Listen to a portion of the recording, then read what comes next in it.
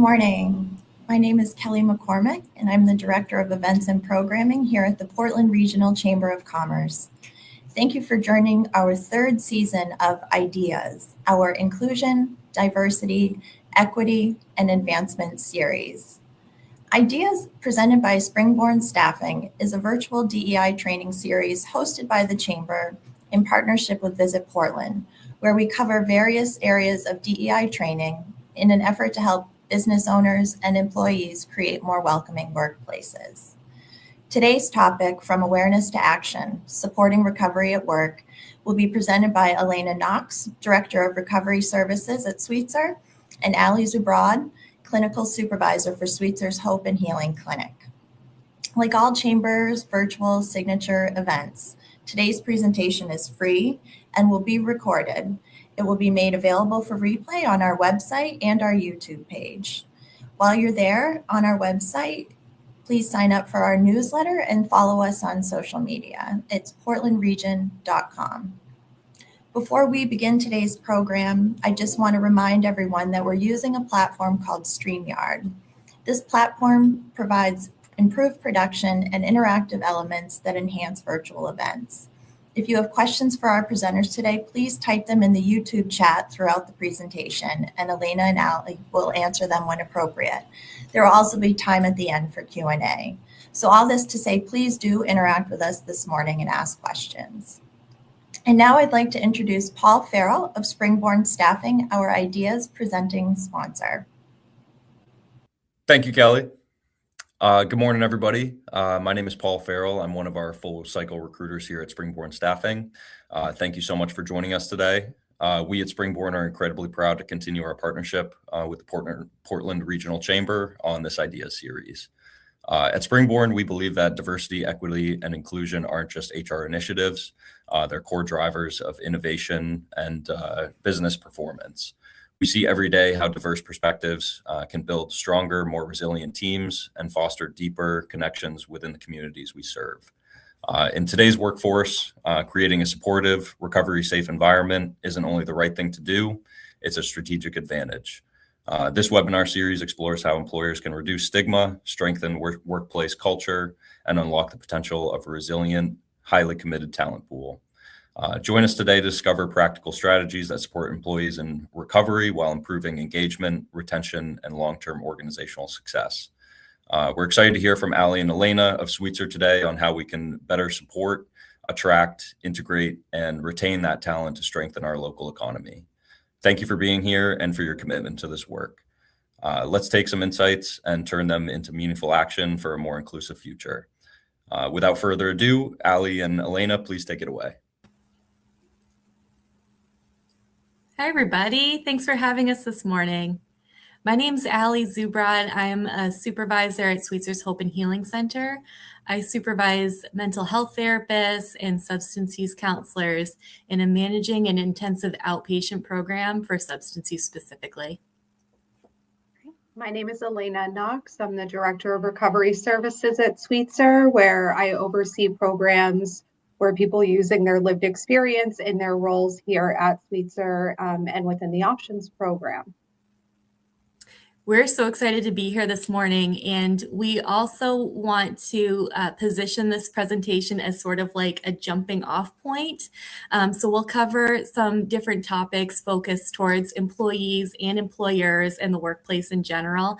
But we do encourage, this to be a conversation. So if you have questions, please feel free to ask those during our presentation so we can open it up to your experiences too in your workplaces. Okay. And I think before we get started, we wanted to ask people, where are you coming from? What's your workplace? What brings you here this morning?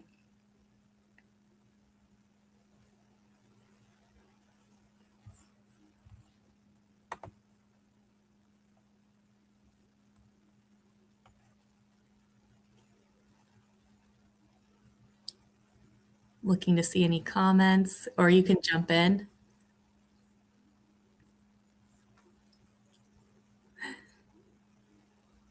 All right, so don't be shy, but we'll keep going. But if you get brave and want to jump in later.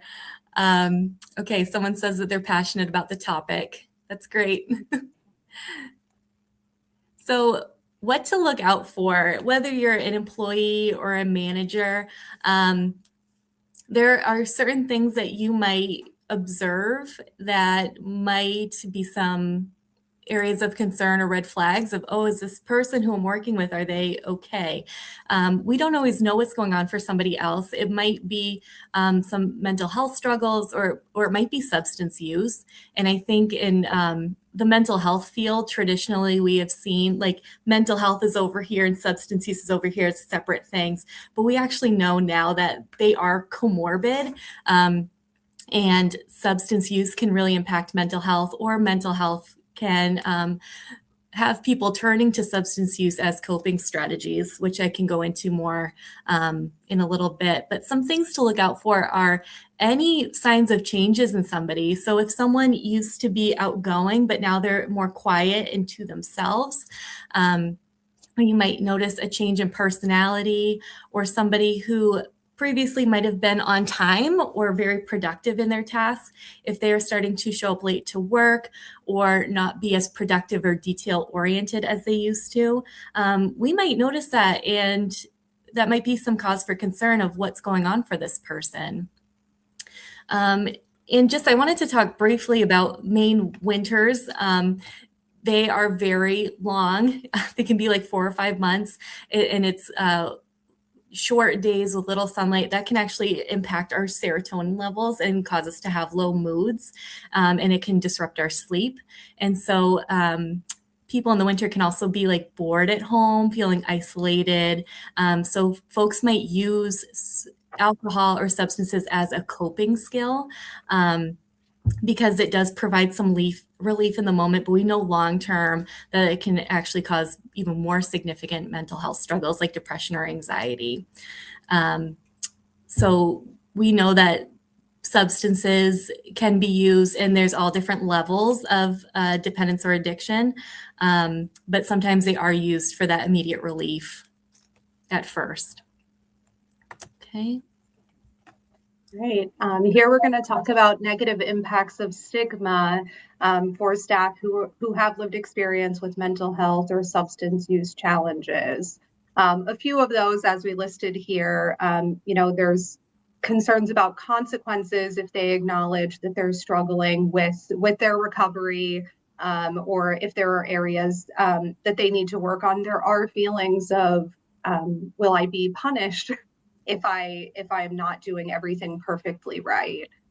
So also the lack of knowledge around recovery friendly workplace, people who are recovering can lead to othering, or, there being assumptions about what it means to be a person with lived experience or to be in recovery. Some of those kind of common assumptions would be that staff who have lived experience are at risk for relapse, or are unreliable, can't handle stress, or can't move into leadership roles. These are all very stigmatizing assumptions that are made about people who are in recovery. There's also the challenge around recovery staff being tokenized, or I guess recognized for being in recovery, but maybe not being recognized for like their underlying skills necessarily, which is something that's pretty common. There are statements, that can impact an employee's self-confidence, kind of seeing them as being fragile, or, fragile, or othering them in some way, and then possible discrimination. The assumptions that are made about people who are in recovery can be really damaging. And yeah. Mm-hmm. Yeah, and I think it's hard when someone feels like you said, Elena, they're tokenized, like that becomes their identity is, oh, they're sober. And people can get, passed up for things that they are doing really well that might not be recognized, like you said. Yeah. Okay, so this, for employers, it can be intimidating to know how to approach somebody that you might be concerned about. So here are some strategies. These are actually from DBT, which is dialectical behavior therapy. They have a communication skill. So I'm going to bring you down the formula. So the first thing that's really important to do that's ongoing is you want to build strong relationships with your employees. You want to actually get to know them and know some of the stressors that they might have at work. If they're open to telling you about stressors that they have in their personal life, that can be helpful too, just so you're aware of what's going on. So you want to check in regularly with your employees and have that connection with them, so that these conversations can be a bit easier to approach. You want to approach with curiosity. Really try not to make assumptions about what's going on, because sometimes we're wrong, and then that puts the other person in the defensive and feeling like they can't trust you if you're making negative assumptions about their behavior. When you do approach them, use I statements. So I statements are really helpful because they put the onus on the person who's speaking, their own thoughts and feelings. We're not putting it on somebody else. When we say, you're doing that wrong, you're showing up late, that can make someone feel defensive and maybe not want to openly communicate with you what's going on. So we want to approach it that way of just saying, this is what I'm noticing. I'm noticing in the past 2 weeks, you've been late to work 5 times. So using data, using objective language is very helpful too.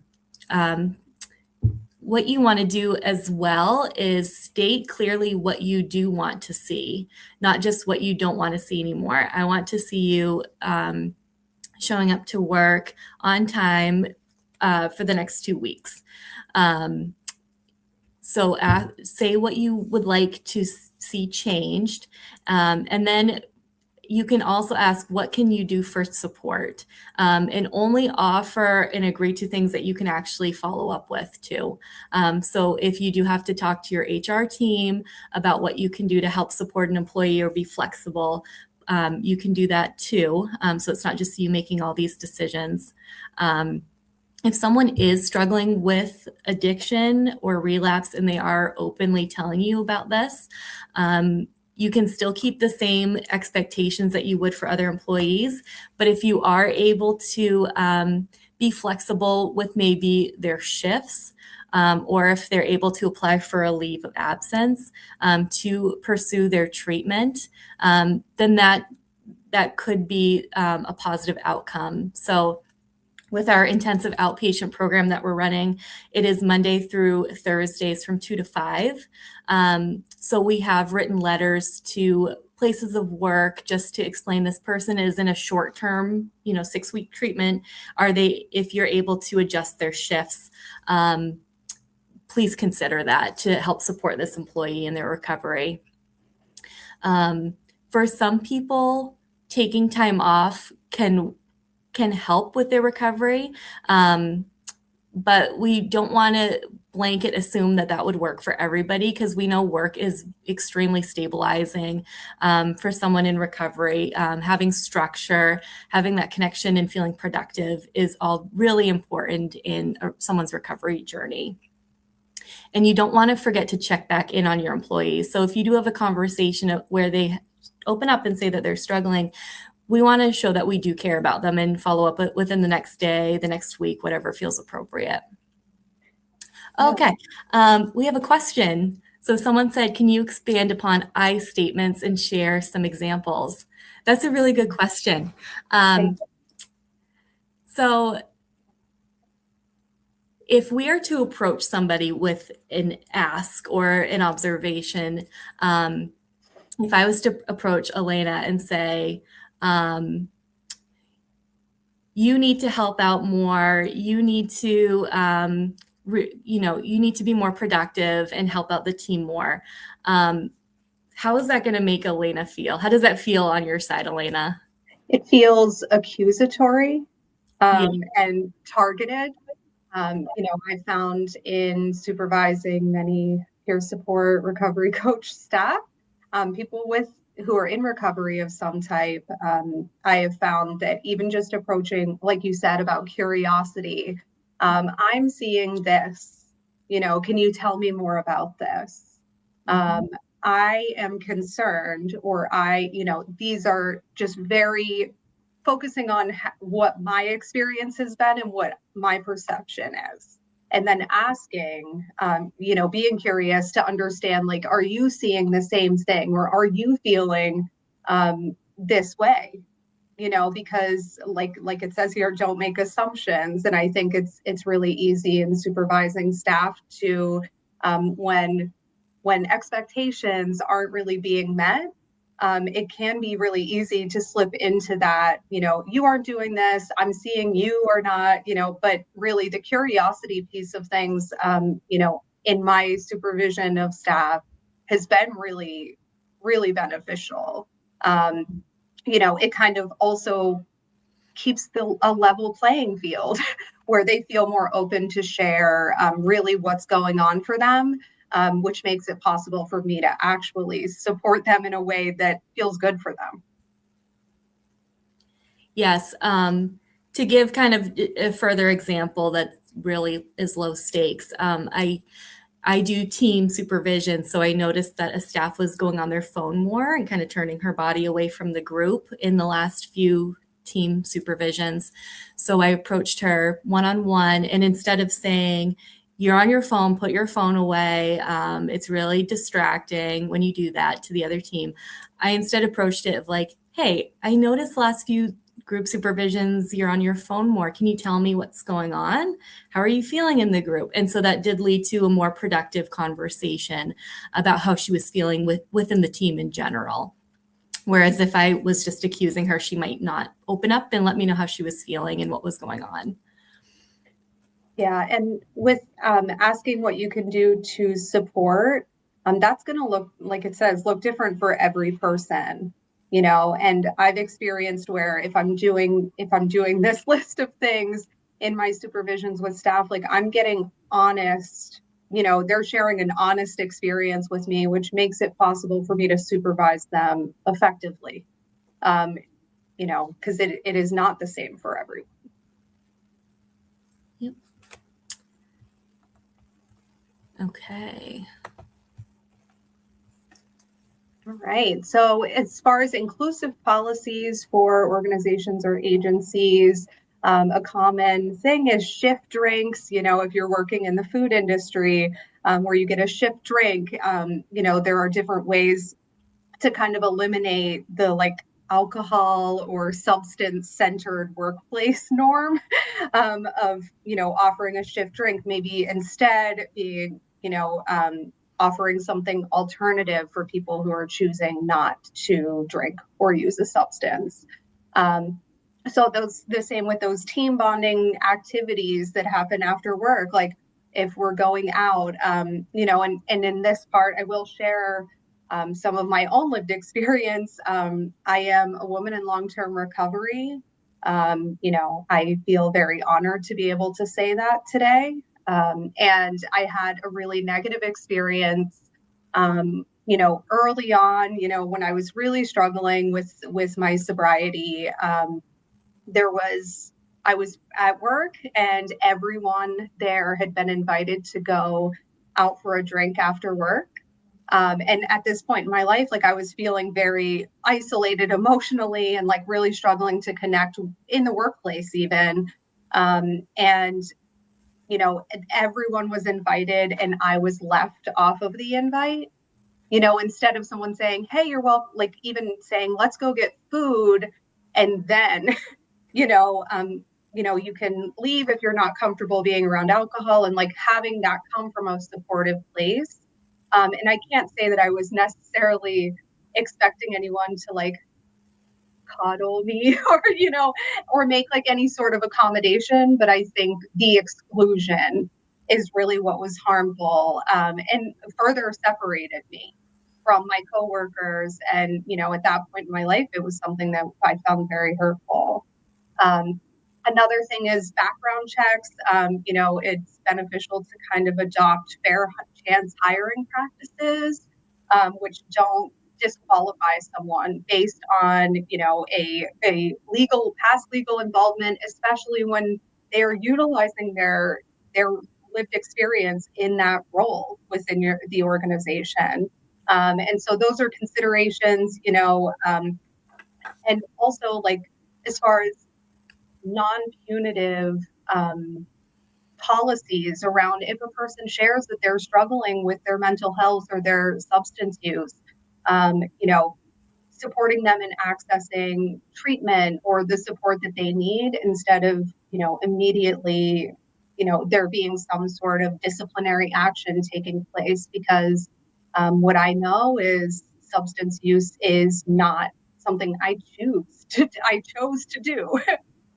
It just became, I had a disorder. And also like really practicing confidentiality in the workplace.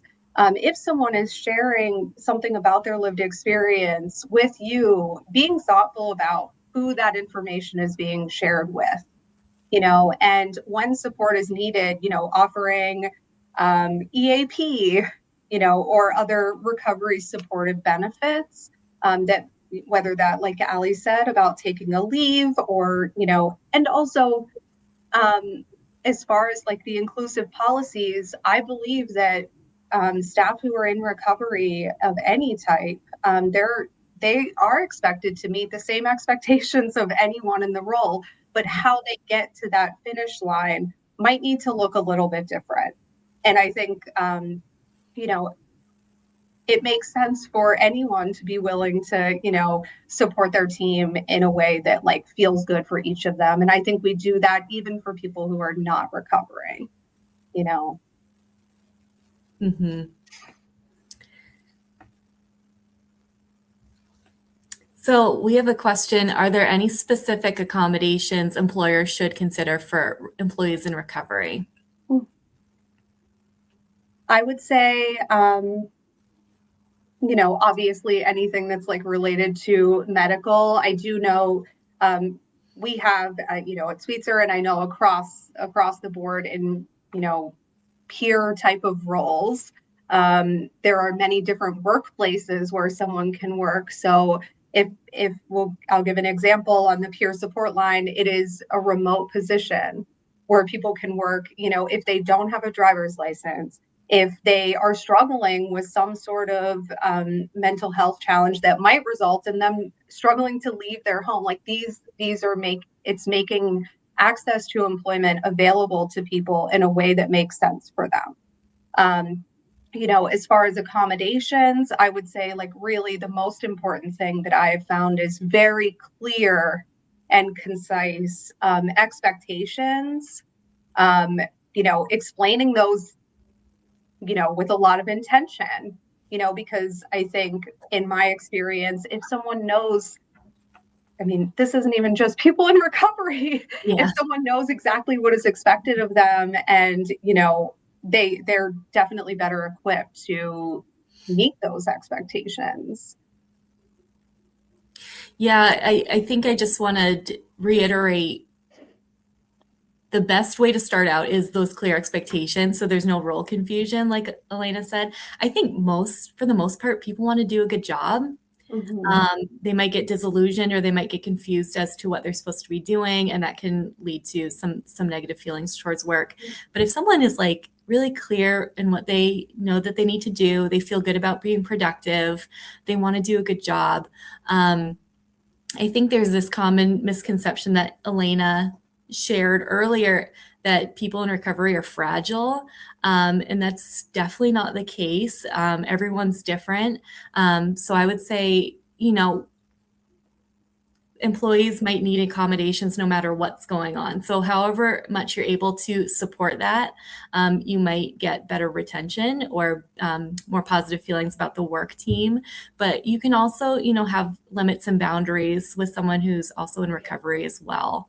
And it's up to them to, pursue their treatment as they need to. But just having those open conversations, really getting to know them, as much as they're able to open up and as much as you can accommodate that's appropriate. I hope that everyone has that approach for any employee. And I think the last thing I wanted to mention is like flexible schedules. Like there are many people in recovery who have appointments or they end up, that, are related to their recovery and are a part of their own wellness. And I would hope that we all want to like encourage people to be well, whether they have this lived experience or not. So even just flexible schedule, I've seen people who take a break in the middle of the day so that they can go to like a mutual support group, a 12-step fellowship or something like that. And that's part of their recovery. And so making space in the middle of the day, then they finish out the day, but they're not taking hours away. They're flexing their hours a bit to accommodate this thing that supports their well-being, which is such a critical part of this. I would love if workplaces could approach like physical health problems and physical like doctor's appointments with the same respect as the mental health appointments and substance use treatment. I think that would be good. Okay, so we've started to hit on this, but why is trust important in the workplace? If you want to add things to the chat, you certainly can. Employees, if they feel that they can trust their manager, if they feel like their place of work actually cares about them as a person, and is supportive of their health, whether it's mental health or physical health, that can go a long way to retention. And we know that it's really expensive to train new employees and to, pay overtime for other people who pick up the shifts if an employee leaves. So there is a financial gain to building a supportive, warm, trusting workplace for folks who do feel that they have that flexibility to, like Elena said, with their schedules to pursue their own treatments. That can go a long way to having long-term loyal employees as well.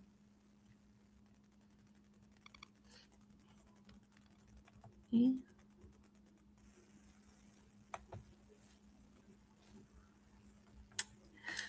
So what are some of the positive impacts of employing people in recovery? I know from my own experience, most of my substance use counselors have lived experience and are in recovery themselves. That radical acceptance of their own experiences that they're able to share with clients is probably one of the most powerful things that they can do in their role as a substance use counselor, is to say, I understand what you're saying, and I know a little bit about what you are going through because I've gone through my own stuff too with addiction. These folks that I've employed are just like any other employee. They're hardworking. They want to do a good job. They get their stuff done. So I've had very positive experiences employing folks in recovery myself.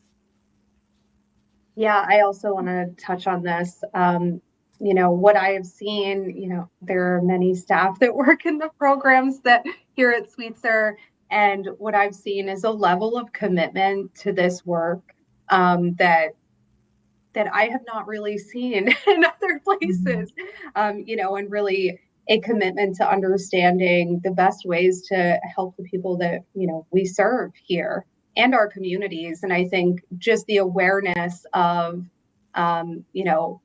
social situations that are happening.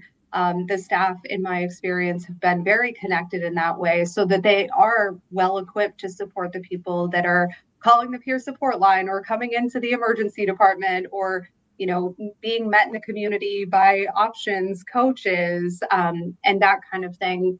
And I mean, I would say also like retention for recovery services is actually really good. Turnover rates are pretty low. And I mean, I think that comes from, providing adequate supervision and stuff like that. And yeah, I mean, I think I've personally had such a beautiful experience supervising and working shoulder to shoulder with people who are in recovery or recovering. And it has been a gift. And I've heard that from many of the members of leadership that oversee programs that we have peer support in.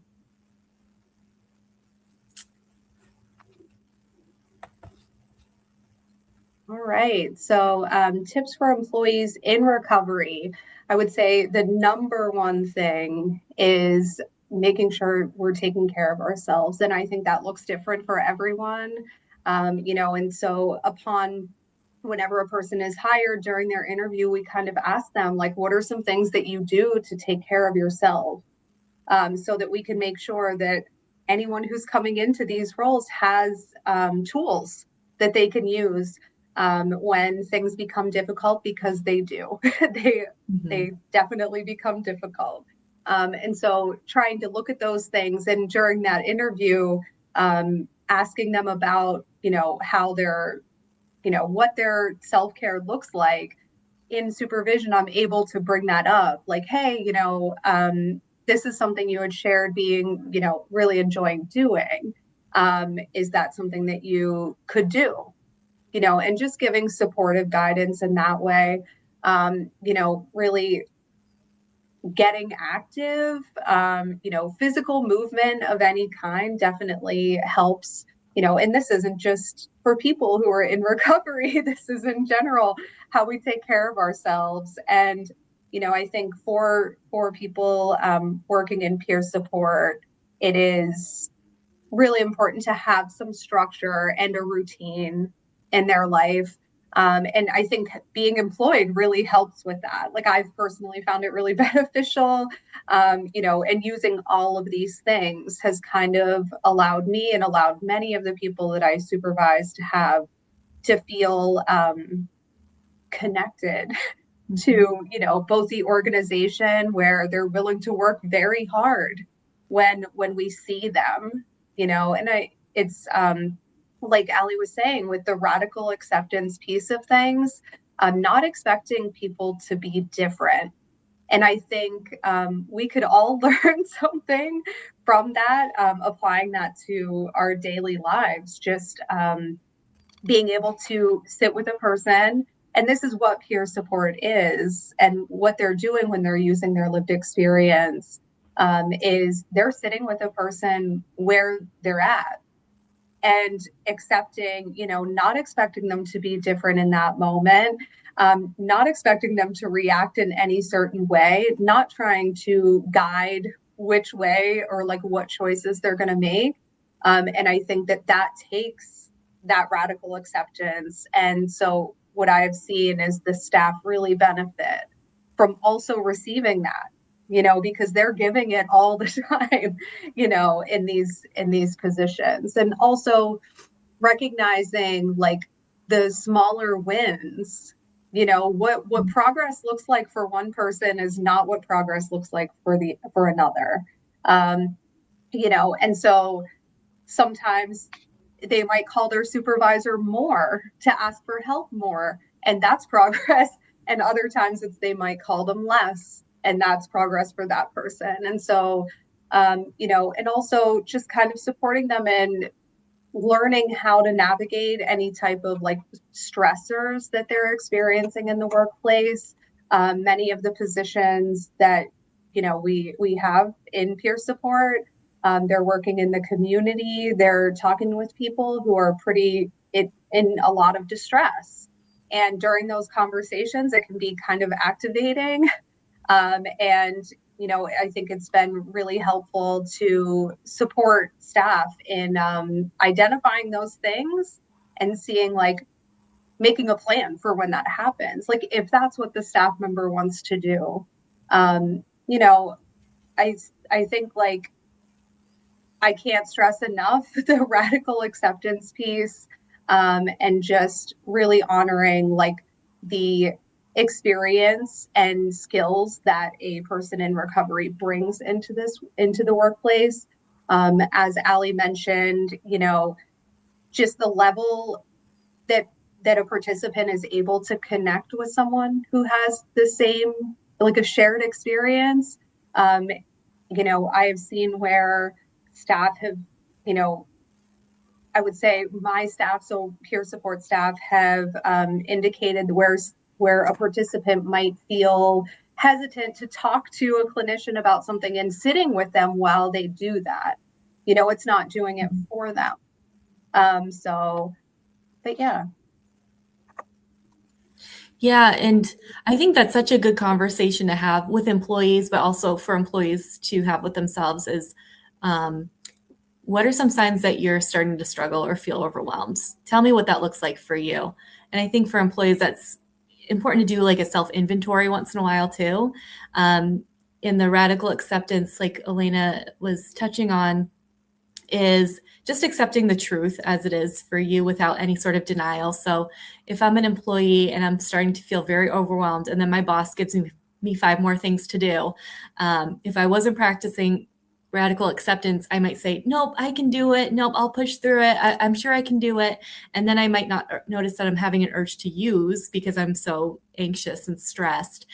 So having that radical acceptance skill of just saying, I'm already feeling overwhelmed, and now my boss just gave me 5 more things. I need to talk to my boss about how to manage this. So that can be very helpful for somebody just to accept this is what it is right now. Okay. So there are different stages of addiction. Someone might be just starting out and maybe using, and then they might use more regularly. Then they might develop a dependence and then an addiction to the substance. So there are different levels of care for substance use. At Sweetser, we have private practice affiliates that can help support substance use or mental health counseling on an outpatient once a week, once an hour basis. We also have clinics called CCBHCs in Brunswick, Lewiston, and Sanford. And those provide someone with outpatient care, but it's a little bit more elevated because you can get a team of providers to wrap around you. So you can get medication managers who do offer medication-assisted treatments like Suboxone. So there's that option. There's mental health or substance use counselors or case managers or peers as part of our clinics. We also have a peer center at our Brunswick Hope and Healing Center, which is drop-in, free way to connect with others. You don't need insurance. It's anonymous as well. And we also have, for a higher level of care than outpatient, an intensive outpatient program, an IOP for substance use, where I mentioned before, you do meet the 4 days a week for 3 hours of intensive group treatment, and that runs for 6 weeks. Someone who is in a high level of addiction and dependence might need to go to a detox center or a rehabilitation center, residential center, which might look like, a 30-day stay, leave work, home to go to a separate facility so you can focus on your recovery treatment there.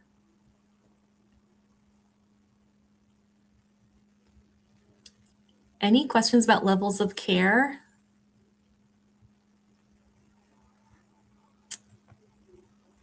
Okay. So we did include, if you want to take back some research resources about why recovery is important in the workplace, to support recovery in the workplace, there are some articles from the CDC and SAMHSA.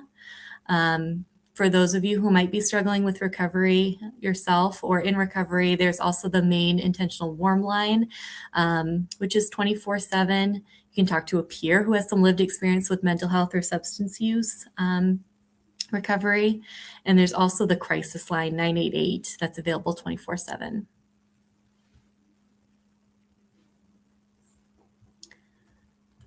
Okay, I see another question. For an organization just getting started, what are the first 3 steps you recommend? That's a good question. Where should we start, Elena?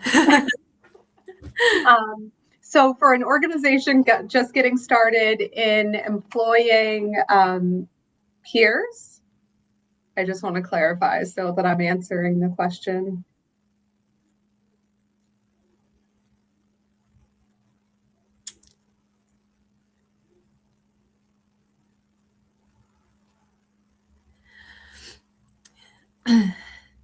Maybe to make a recovery-friendly workplace, maybe?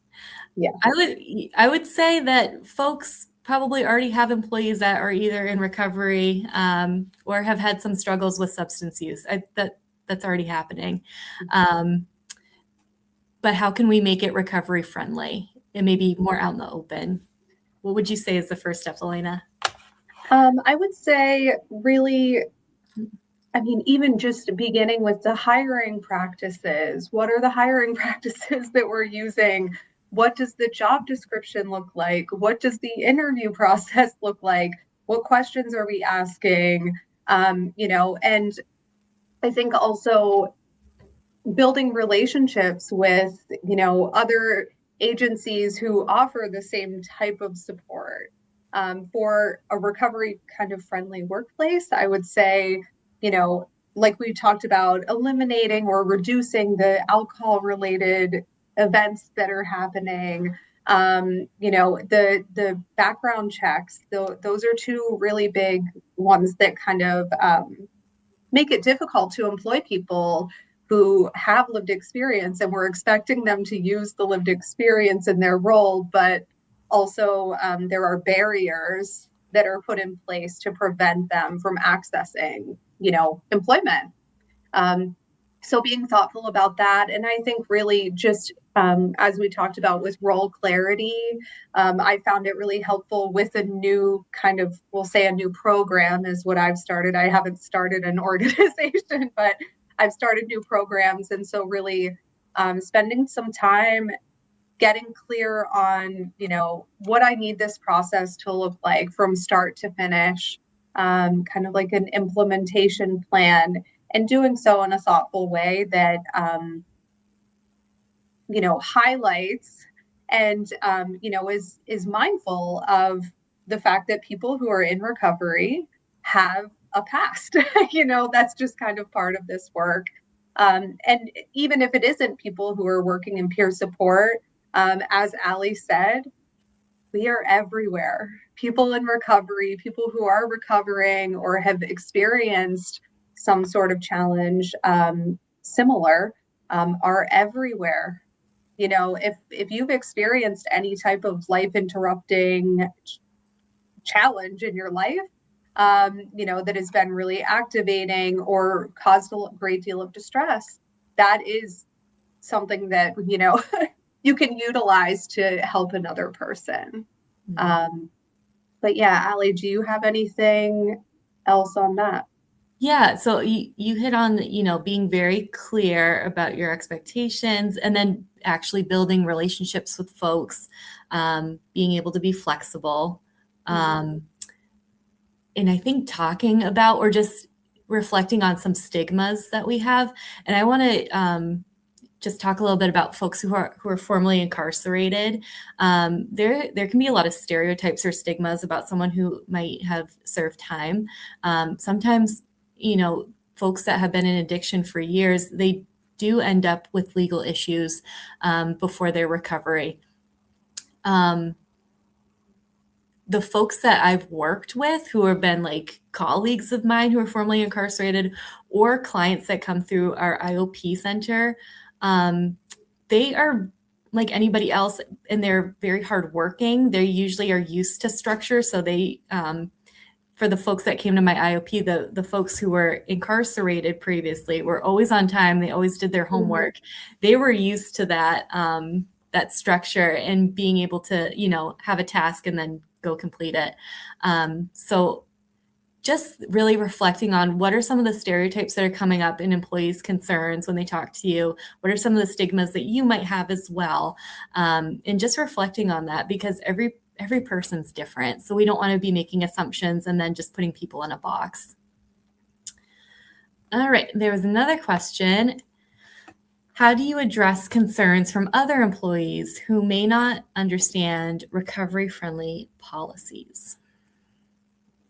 I think that that's definitely a part of the stigma.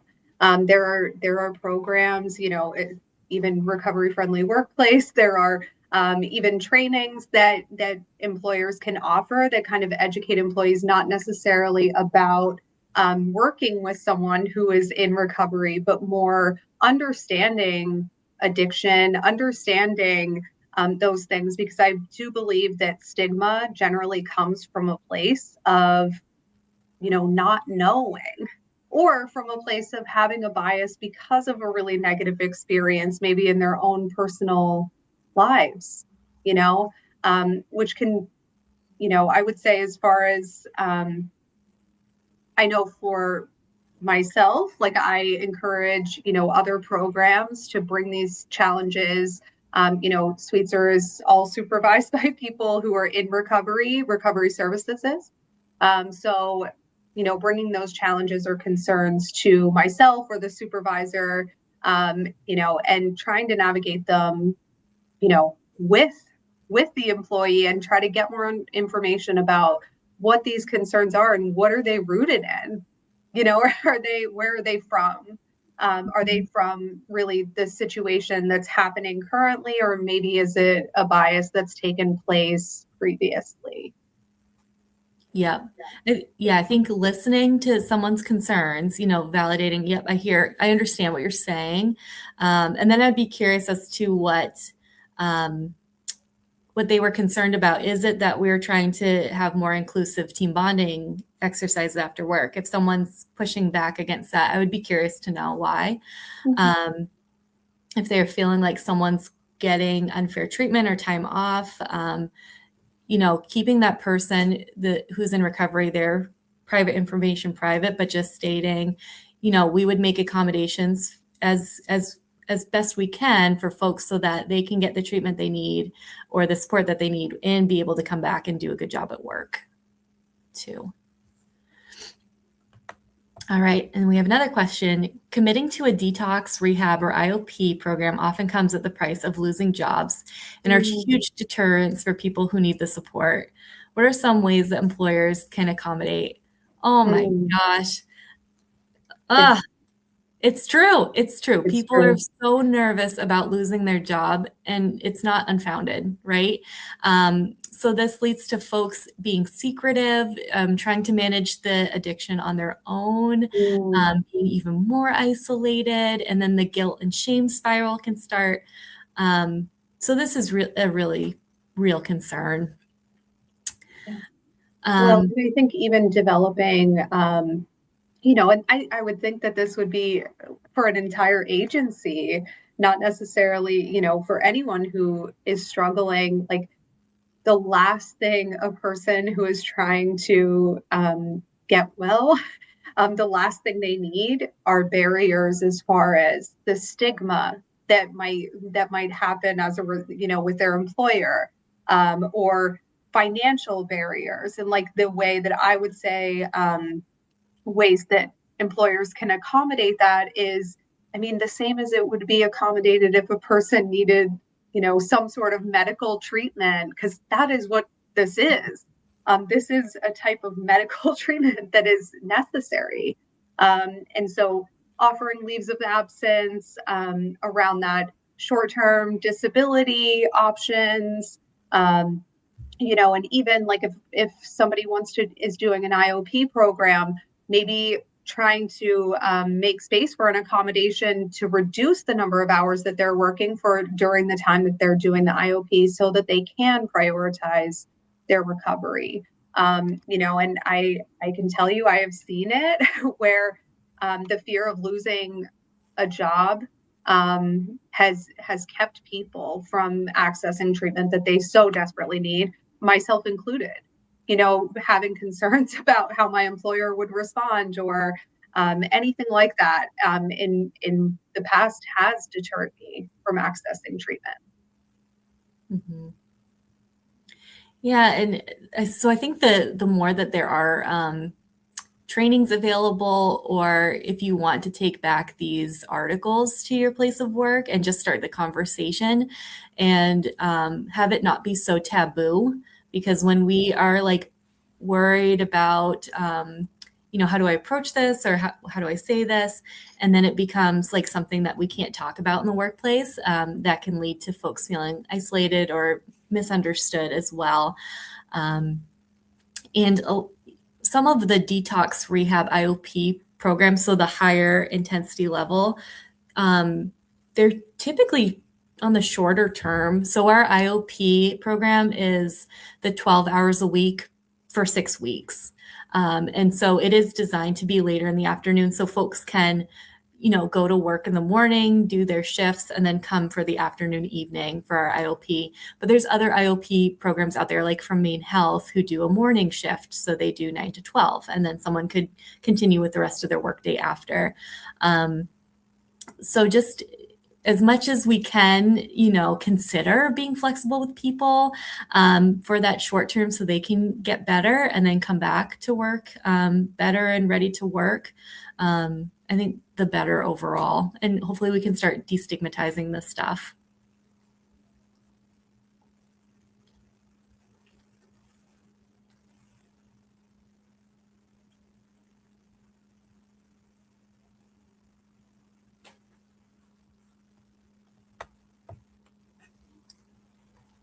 I think that was it for questions.